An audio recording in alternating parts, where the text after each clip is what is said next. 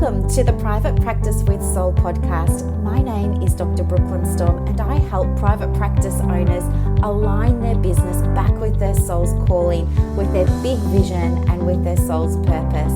Unlike other private practice coaches, I've traveled the world in search of spiritual resources, spiritual tools, education and information so that you can have the transformation that your soul desires and needs so that you can up-level your business. How much fun is this? I love it so much. Guys, if you're not already a member of the Private Practice Monthly Mentorship Group, please check out the show notes. I would love for you to be there. In the meantime, thank you so much for pushing play today. Let's begin. Good morning, everybody, and welcome to another episode of the Private Practice with Soul podcast. I'm your host, Brooklyn. It's really great to be here with you this morning. So today I have a really hopefully helpful show for you. I've created this one especially for counselors and, psychologists and social workers that are new to private practice and who want to make 5K months consistently. However, you can also use many of these same strategies if you're already in private practice and making more than that. You can use this to help you create 10K or 20K months consistently or even more as well. So I have broken this down into 5 simple steps for you. So if you don't have your journal and your pen ready, go and grab them because you'll definitely want to have them with you. Maybe hit pause on this and then come back. All right, so in order to make your first 5K in private practice, you need to know your big why. Okay, so write that down. Why? Why do I want to make 5K in a month? And the reason that I want you to connect in with this is because money needs a purpose. Let me explain that. If I said to you, I just want to make 5K because, everybody else is making 5K. You'll have a go and maybe you'll make it, which would be amazing, but maybe you wouldn't. However, if I said to you, why do you want to make 5K? And you said, well, because I really want to, hire somebody to come and give me a quote on a bathroom renovation and I want to start getting bits and pieces for the new bathroom and stuff like that. All of a sudden, that money has a purpose. It has a strong purpose. And this is what's going to keep you connected and motivated. It's like eye on the prize.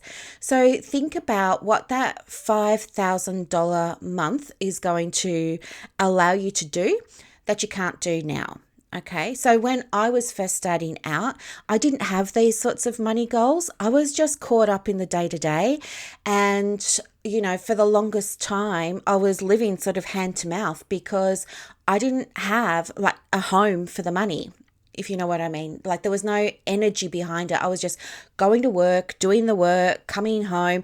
All of the money was going into the one bank account, which was like my own personal savings account.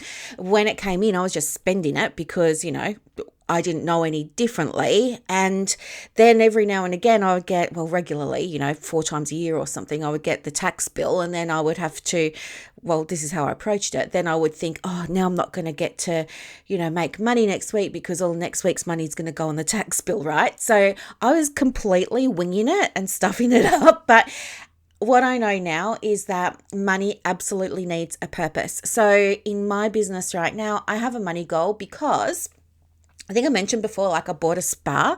I'm such a water person. I love to be in water. So I'm always down at the beach or I'm soaking in a bubble bath almost every day. And then I bought a spa recently. Now, because of pool restrictions and fences and things like that, in where I live, it's taking a very long time for me to be able to use it because I've got to deal with all these regulations. But it was...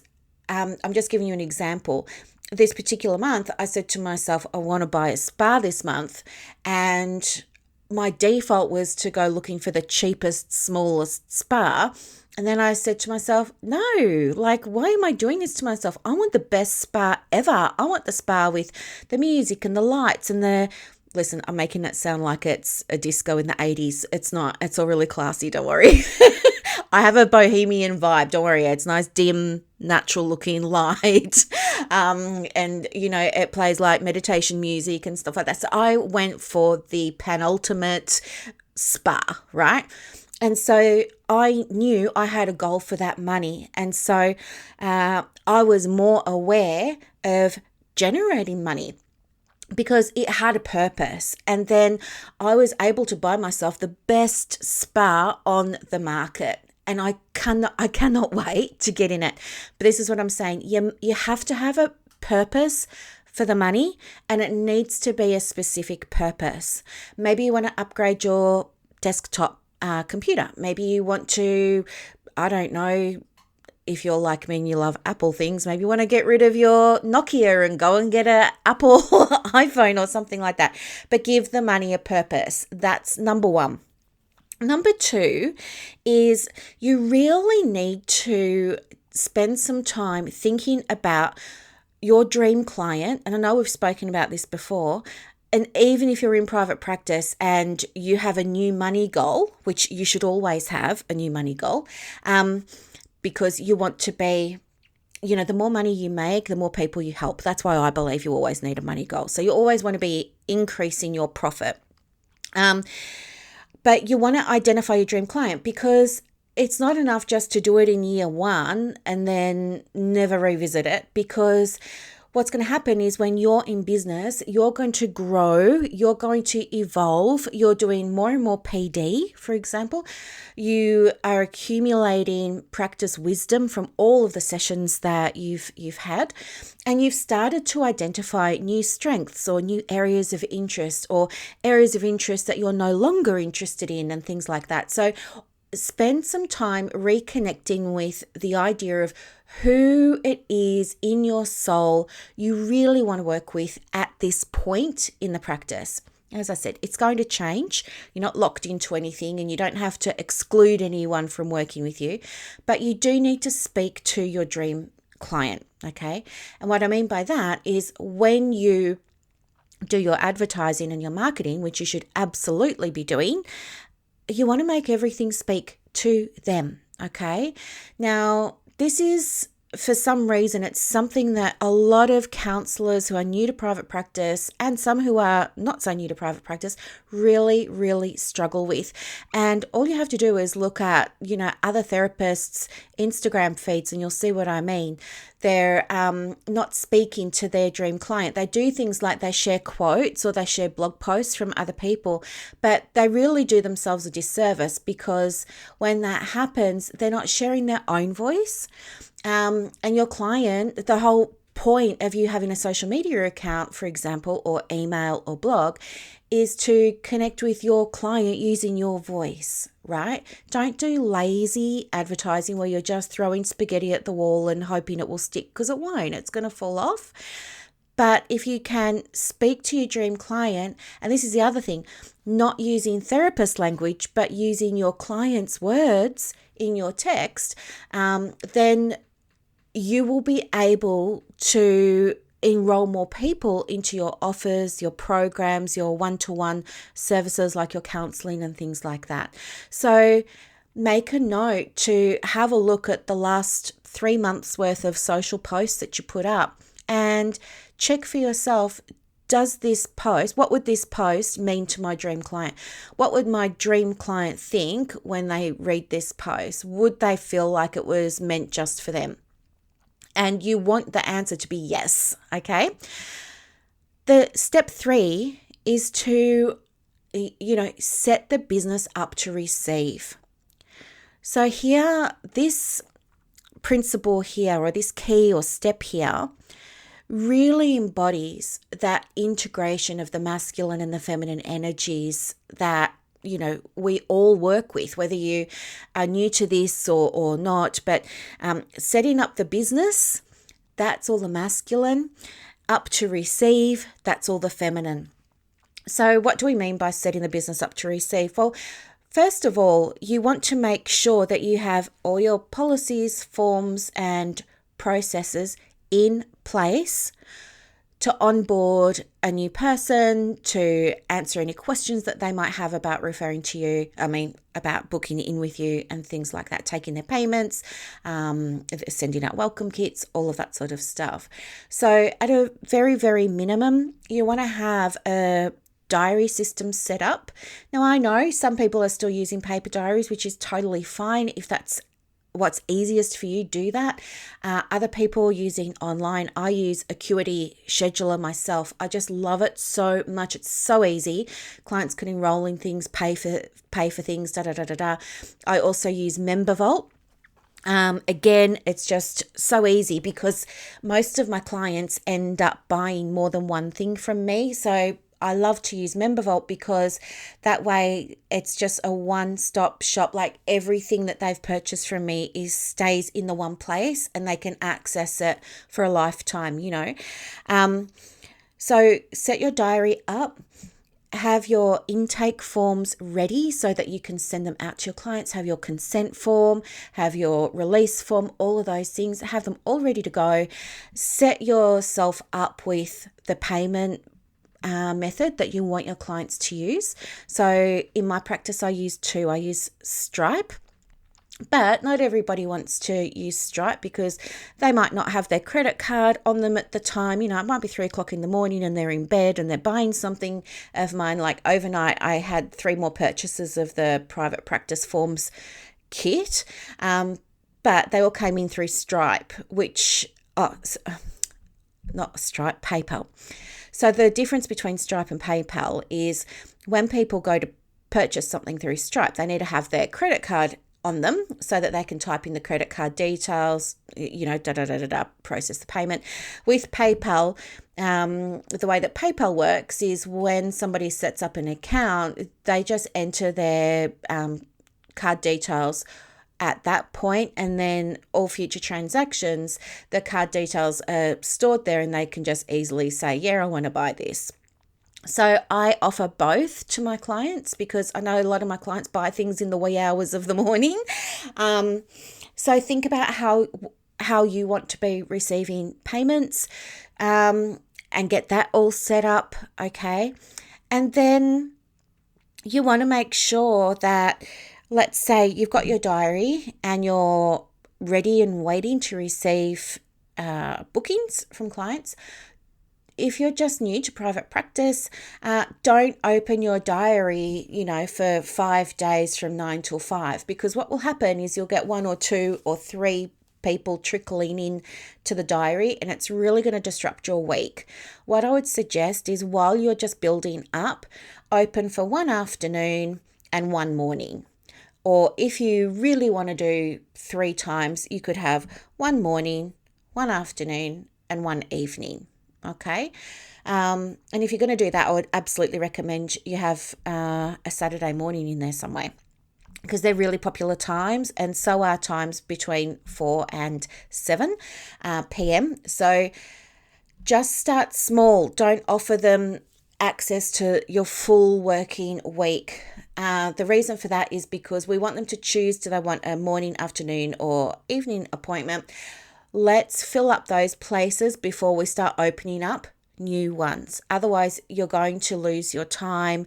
It's going to be more expensive for you because, I don't know, maybe you're going to have to do things like organise a babysitter, or I don't know. But it's just not good business sense to open up the diary, for full 40 hours or whatever it is. Just start small, wait until it fills up, and then start something else. Step 4 is to set yourself up to receive. So this is where we're talking about the inner work. And what I mean by setting yourself up to receive is I really want you to have a look at your beliefs around different aspects of the private practice. So what do you believe when it comes to marketing your private practice? What do you believe when it comes to having your systems sorted out in the business? What do you believe about charging fees? What do you believe about cancellation policies? What do you believe about, how long it should take you to fill your diary? What do you believe about booking people in for follow-up sessions? So unpack for yourself the different areas of your private practice and ask yourself as a journal prompt, what do I believe about this side of my business? And allow yourself to do stream of consciousness writing and just see what comes up. And, when you run out of things to write, that's when I want you to dig deep and come up with another 3 things on that area. That's gold, because that's where we sort of go from emptying out all the surface level stuff, all that stuff that's in our conscious awareness, and then we start to dig down into the subconscious stuff. Okay, so push through that block of feeling empty and dig deep and come up with 3 more beliefs that you have. And then, of course, once you have those beliefs, you want to process them and work through them, because here's the thing, whatever you put out there, whatever belief you have, you are going to see more of. Okay, so if you're believing it's going to be difficult to fill a diary, then your reality will be that it's difficult for you to fill the diary. And it's not that it is, it's that your brain receives, 400 billion bits of information a second, but can only process 2,000. So it uses your beliefs as a filter. So it's only going to show you what you already believe to be true. So do some work around any beliefs that could possibly be holding you back. And if you need help with it, let me know and I'll absolutely support you in processing those, because I want you to be able to have a successful for you private practice when you're ready to step into that. And then number 5 is track your progress. And it can feel a bit strange tracking progress when you're yet to receive clients, but even tracking your progress around steps you're taking every day to receive clients. Now, tracking your progress around steps you're taking every day to receive clients could be things like, did I create an affirmation today that supports me in this practice? Like maybe you have an affirmation that says, every day I'm setting the business up to receive my first client, or every day I know I'm a step closer to receiving that first client, or something like that. But maybe your progress is in making and tuning into and doing the inner work around the business. Maybe your progress is in making sure you're actually connecting with people online. Maybe your progress is updating your social media posts to speak to your dream client. Okay. For example, you might say, my dream client is, working mums with anxiety. And that's very, very general, isn't it? But if you had a dream client who was, I don't know, a mum who was setting up her business from home and she had a special needs child, that's more specific, right? The mum with the special needs child, or the mum with a child that needs extra care, extra attention, has a medical condition or something like that, they're going to be more interested in your post than someone who's not, because it's speaking to them. Okay, so make sure that you use their language also. Avoid using saturated words in your marketing as well, like overwhelmed and stressed out, because they've lost their sort of traction when it comes to advertising. So track your progress with the inner work while you're getting started. Track your progress with how you're working towards your business plan or setting up the business. And then once you start receiving income, track your progress for how many inquiry calls you're getting, how many emails you're getting about people wanting to work with you. Track your progress around, comments on your social media, or likes or saves and things like that on your Instagram posts. So the reason that you want to track your progress is because what you focus on is going to expand. What you focus on grows, okay? It's a universal law that this happens, but it's also neuroscience that this happens. Again, because whatever you're tuning into, you're going to see more of. So instead of saying, it's another day and no inquiries, if that's what you're focusing on, you're going to see that more. But if you start to say, today was a really good day, I refined my message and I got it out there, and I'm excited to see the flow-on effect from that, or the ripple effect from that, then you will start to see a flow-on effect and a ripple effect. So they're the 5 steps. Just to recap, today in this episode, you've learned the 5 things you need to do to start receiving consistent 5K months. Step 1 was to really know your big why and use that as your driver. Connect with your big why every single morning.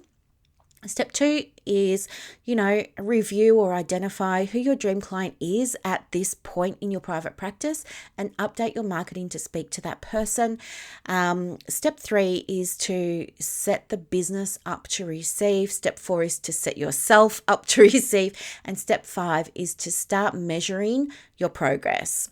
So, we go into a lot more of this in Clients on Demand. And, I'm so excited because we've actually got 12 people on the waiting list and I haven't even advertised it yet. Clients on Demand, I think I'm going to open the doors. It starts once a quarter. It runs once a quarter. So I think I'll probably open up the doors to that the first week of June. But if you want to go on the waiting list, let me know, because to honour the people who are on the waiting list, I'm going to give them a really big discount on the program, just so that they can lock in their places. And we'll go from there. So let me know. You can send me an email or connect with me on Messenger or even on Instagram at The Private Practice Coach, and let me know if you want to jump on the wait list. And as I said, you'll get a big discount if you want to purchase it now for a 1st of July start.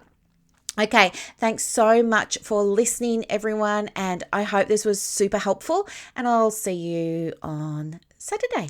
Okay, bye.